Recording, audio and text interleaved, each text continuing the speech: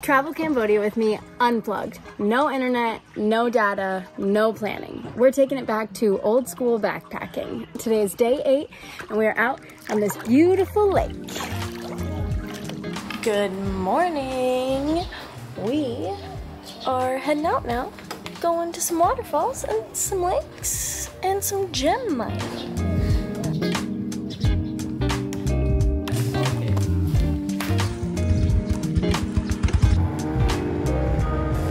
So it is extremely dry season right now, but there's still like a bunch of greenery and stuff out in Ratanakiri and it's really pretty. So the drive's been nice.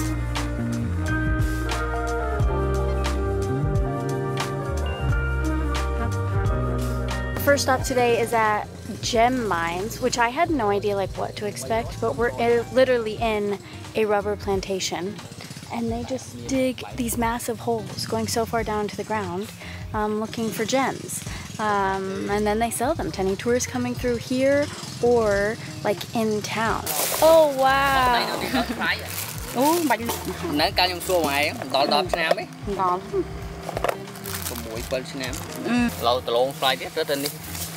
And so then once they mine these, where do they go to clean them and shape them? This one by natural, no steam with the fire. Oh, okay. But But this one they steam with the fire, okay, and then change color. Really interesting, and really, I had a weird moment where like they all left now. It's their break time because they've been working all morning. But like, I had a weird thought, just like, this is what I do for work. Like talking to a camera and traveling around, and I just watched a man crawl out of like a 20-foot hole, and that's what he has to do for work, and makes nowhere near the money. And it's just, I don't know, makes you just think about socioeconomics and just the world and all of it. So this province, Ratanakiri? Yeah. Ratanakiri province has some of the best soil. It's called the red land because all like the dirt's kind of red and stuff. And potatoes grow really well here. Cashew trees, which give you cashew nuts. Yeah. Rubber trees. Yeah. Anything? Do avocados grow here? Avocado too. Yeah. Avocado and pepper. And pepper too. All the things up here. Number one of the land. Number one of the land. Yeah. Okay. And then different regions are better for rice and other. The rice, yeah. The rice, some district, not the red land, can grow the rice. Oh, okay, nice. 1 kilo with skin, 4,000 real or... Oh, that's so cheap. Yeah, cheap. Yeah, because this part gets big and turns into the fruit. This right? one and grow and big. Yeah. And then they can make the rice wine. Oh, rice wine from rice that. Wine, yeah. And so the nut is inside this. Yeah. Oh, okay.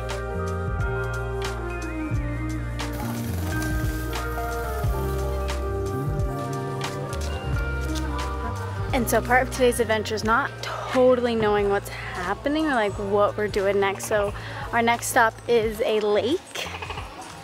We showed up, there's a bunch of different food vendors, clothing vendors. You can buy a bunch of cute clothes. Same clothes feel like I've seen at all the markets. But yeah, I see the lake straight in front of me and it's already so hot. It's like 11 a.m. so time to go jump in.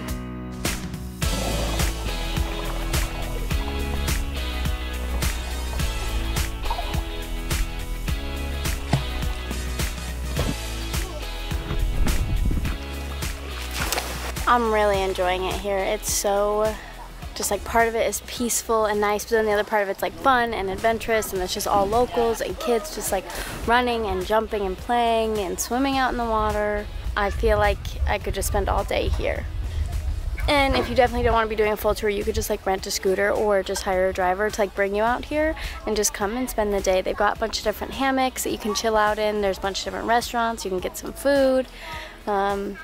Great way to spend an afternoon, especially when it's the hot season or like the dry season right now, because it's so painfully hot, and like great way to cool down, even though the lake is still like, it's not cold, but it's cooler than the air, kind of ish, but it feels good. With you too, but I yeah. So sadly we are leaving the lake, but that means it's time to go eat some food, and we're gonna head to a local Khmer restaurant in town. One thing that I have really appreciated here is there's been a bunch of signs saying like, don't litter into the lake, pick up your trash, which you usually don't see signs like that in Southeast Asia, so it's very refreshing to see that. And just answered a question that I had asked, I think maybe in video day 4 or something like that, but it's Khmer. I think I was always pronouncing it Khmer, but Khmer. So Khmer language, Khmer people, Khmer everything.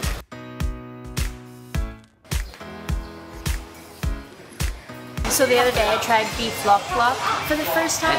At the Tanam restaurant in Ban Long. Yeah, but the first time I tried it was in Siem Reap, and it was really good during the food tour, so I had to get it again. We are at Tanam restaurant? Tanam restaurant. Tanam restaurant in Ban Long.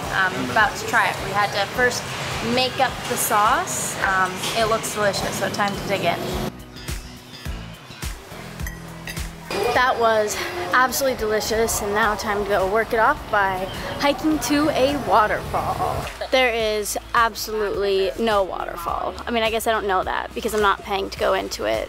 It's only $1, I realize that, but we just crossed the river that comes here, and it's like literally, there's no movement. It's the tiniest little stream, so we're gonna skip it. So I definitely recommend, if you're coming to Ratanakiri, to definitely come here during not at the very end of the dry season, because rainy season starts in like less than 1 month, and they've had no rain within the last month. So it's very dry, very hot. I'm trying to figure out what we can do next instead, because we've got sunset up at the Buddha Hill. I don't know what to do for the next 4 hours. So in the Lonely Planet book, it said one of the things you had to do was go to Coconut Shake Restaurant. It's on the lake here in town. We're gonna give it a shot. Supposedly it's really good coconut shakes.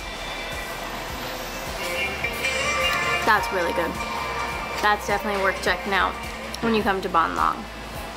Yeah, that's tasty. Yeah, that's good. And when we have tourists want to Ban Long, contact me. Yeah. Perfect. Coconut, yeah. Cheers. Yeah. We are back at the homestay because it's just way too hot out. I just can't be out there anymore. So coming back, gonna take a couple-hour break and just rest and chill, and then head to the Big Buddha for sunset.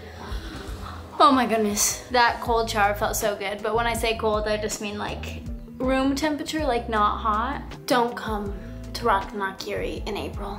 It's so hot. But like, we were supposed to go to 2 waterfalls, and like that just didn't happen because there's no water. And it's just, the other things to do would be like go out and do like multi-day trekking, which it's too hot for that, and like there's no water, and it's too hot that there's not a bunch of the animals around. Oh, so everything's so hot. So I did look into, though, finding an internet cafe here, and there isn't one, and there wasn't one in Battambang.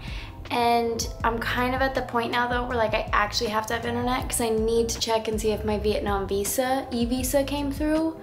So we are going to connect my laptop to internet, and we are just gonna go on and check and see that the Vietnam visa is there, make sure that's all good, and then get the internet off. We're not doing it on the phone, so like don't get any messages, none of that happens. But we are gonna have to use my own computer. But it's just gonna be a quick check, make sure the visa's there, and then turn it off. So yeah. Oh, it's loading. I can't tell if it's, I don't understand. I don't get it. Okay, so it went through, we're all good, everything's perfect.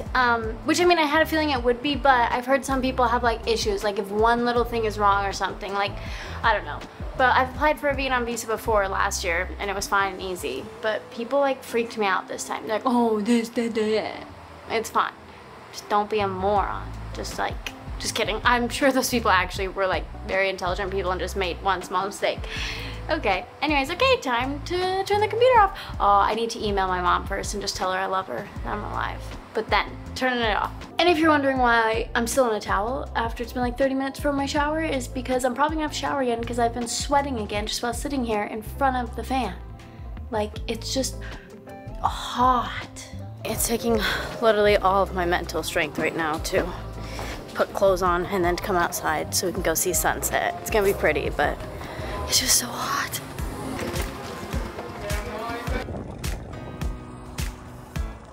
just about 4 years ago, they built a big Buddha on one of, like, looks like the highest hill here. Is it kind of the highest hill?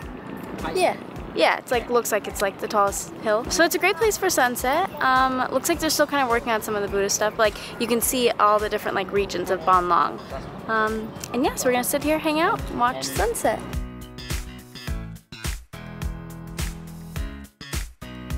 Well, no, cheers to a great day. Yeah, cheers. Welcome to Cambodia. So,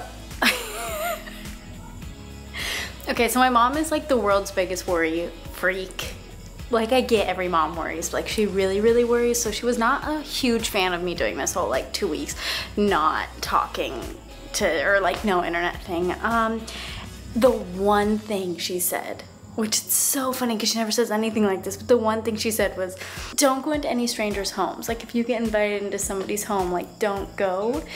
And Nob just invited me to a house party, and I'm gonna go.